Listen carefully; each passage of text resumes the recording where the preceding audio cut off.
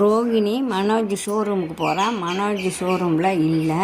அவள் அந்த பொண்ணு செக்ரட்டரி என்ன சொல்லுதுன்னா, அவங்க வீட்டில் கல்யாணம், அதனால் மனோஜ் இன்றைக்கி வரமாட்டாருன்னு சொல்கிறான். அதை கேட்டுட்டு மனோஜ் கல்யாணமா அப்படின்ட்டு ஆட்டோ பிடிச்சி வீட்டுக்கு ஓடியாரான். வீட்டுக்கு ஓடியாந்தவுடனே மோள சத்தம் கேட்குது. எங்கே தாலி கட்ட போகிறாங்களா இன்னொன்று பதப்பதப்பில் ஒட்டியாந்து கல்யாணத்தை நிறுத்துங்க அப்படின்னு சொல்கிறான். உடனே விஜயா யார் நீ எதுக்கு இங்கே வர, எதுக்கு கல்யாணத்தை நிறுத்த சொல்கிற அப்படின்னு கேட்குறாங்க.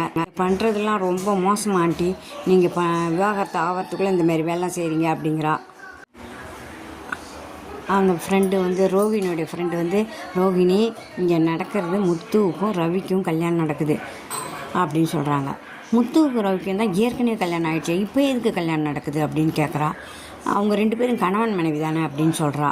பாட்டி சந்தேகப்பட்டு என்ன சொல்கிறா, கணவன் மனைவியா அப்படின்னு கேட்குறாங்க. எல்லோரும் கோரஸா நான் கணவன் மனைவி தான், கல்யாணம் தாலி கட்டினா கணவன் மனைவி தான் அப்படி போட்டு பேச்சை மாற்றுறாங்க. அதான் பண்ணு